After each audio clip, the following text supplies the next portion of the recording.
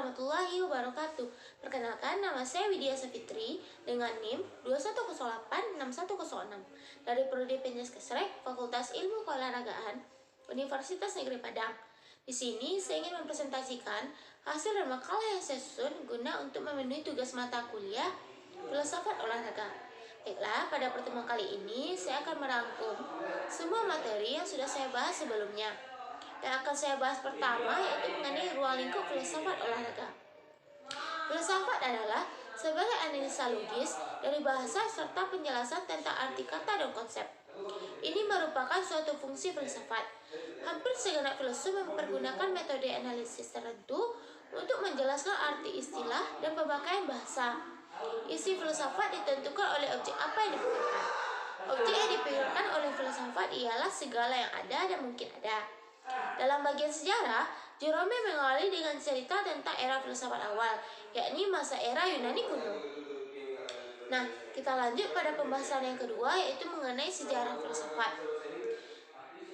Yang pertama yaitu prasejarah.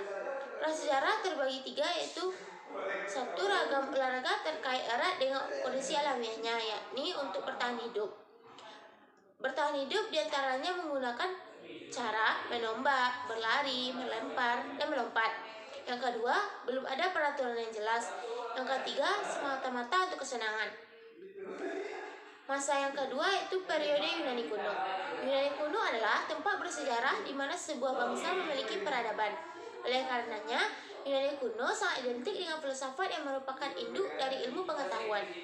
Padahal, filsafat dalam pengertian yang sederhana sudah berkembang jauh sebelum para filosof klasik Yunani menekuni dan mengembangkannya.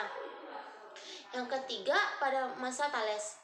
Kurang lebih 600 tahun sebelum Nabi Isa terlahir, muncul sosok pertama dari Tridente Miletus, yaitu Thales, yang mengebrak cara berpikir mitologis masyarakat Yunani dalam menjelaskan segala sesuatu. Sebagai saudagar filosof, Thales amat gemar melakukan rela. Ia bahkan pernah melakukan lawatan ke Mesir. Thales adalah filsuf pertama sebelum masa Sokrates. Masa keempat pada masa Pitagoras. Pitagoras lahir di Samos, tetapi kemudian berada di Kroton. Ia adalah seorang matematika dan filosof Yunani yang paling dikenal melalui teoremanya. Dikenal sebagai bapak bilangan, dan salah satu peninggalan Pitagoras yang terkenal adalah teorema Pitagoras, yang menyatakan bahwa kuadrat hipotenusa dari suatu segitiga siku-siku adalah sama dengan jumlah kuadrat dari kaki-kakinya.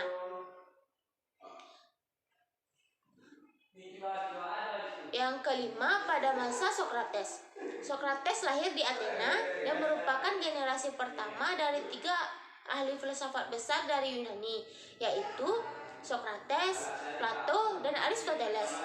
Sokrates adalah yang mengajar Plato, dan Plato pada gilirannya juga mengajar Aristoteles. Sumbangsi Sokrates yang terpenting bagi pemikiran Barat adalah metode penyelidikannya, yang dikenal sebagai metode Elencos, yang banyak diterapkan untuk menguji konsep moral yang pokok. Karena itu, Sokrates dikenal sebagai bapak dan sumber etika atau filsafat moral, dan juga filsafat secara umum. Periode setelah Sokrates ini disebut dengan zaman keemasan keilmuan bangsa Yunani. Karena pada zaman ini kajian-kajian keilmuan yang muncul adalah perpaduan antara filsafat alam dan filsafat tentang manusia. Tokoh yang sangat menonjol adalah Plato, yang sekaligus murid Sokrates. Selanjutnya, yang keenam pada masa Plato. Ia adalah murid Sokrates dan guru dari Aristoteles. Karyanya yang paling terkenal ialah Republik Politeia, di mana ia menguraikan garis besar pandangannya pada keadaan ideal. Selain itu, ia juga menulis tentang hukum dan banyak dialog di mana Sokrates adalah peserta utama. Sumbangsi Plato yang terpenting tentu saja adalah ilmunya mengenai ide. Dunia fana ini tiada lain hanyalah refleksi atau bayangan dari dunia ideal. Di dunia ideal, semuanya sangat sempurna. Plato yang hidup di awal abad keempat sebelum Masehi adalah seorang filsuf Earlist, yang tulisan-tulisannya masih menghiasi dunia akademisi hingga saat ini. Karyanya Timaeus merupakan karya yang sangat berpengaruh di zaman sebelumnya.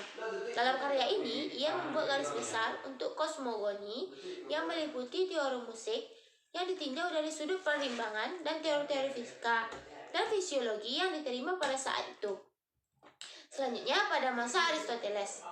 Aristoteles adalah seorang filsuf Yunani, murid dari Plato dan guru dari Alexander yang Agung. Ia memberikan kontribusi di bidang metafisika, fisika, etika, politik, ilmu kedokteran, dan ilmu alam. Di bidang ilmu alam, ia merupakan orang pertama yang mengumpulkan dan mengklasifikasikan spesies-spesies biologi secara sistematis. Sementara itu, di bidang politik, Aristoteles percaya bahwa bentuk politik yang ideal adalah gabungan dari bentuk demokrasi dan monarki. Dari kontribusinya, yang paling penting adalah masalah logika dan teologi. Logika Aristoteles adalah suatu sistem bersifat deduktif yang bahkan sampai saat ini masih dianggap sebagai dasar dari setiap pelajaran tentang logika formal. Meskipun demikian, dalam penelitian ilmiahnya, ia menyadari pula pentingnya observasi, eksperimen, dan berpikir induktif. Baiklah, saya akan membahas materi ketiga, yaitu mengenai cakupan wilayah studi filsafat. Istilah ontologi berasal dari bahasa Yunani yang terdiri dari dua kata, yaitu ta, onta, berarti yang berada, dan logi berarti ilmu pengetahuan atau ajaran.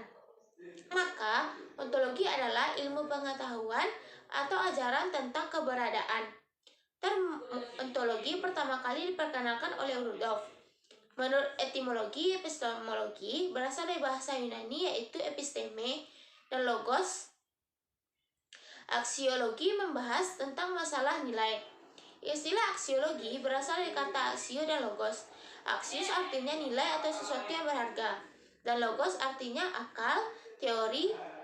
Aksiologi artinya teori nilai, penyelidikan mengenai kodrat kriteria dan status metafisik dari nilai. Yang keempat yang akan saya bahas yaitu mengenai aliran-aliran filsafat. Rasionalisme adalah suatu aliran dalam filsafat yang berpendirian bahwa sumber pengetahuan yang mencukupi dan dapat dipercaya adalah akal.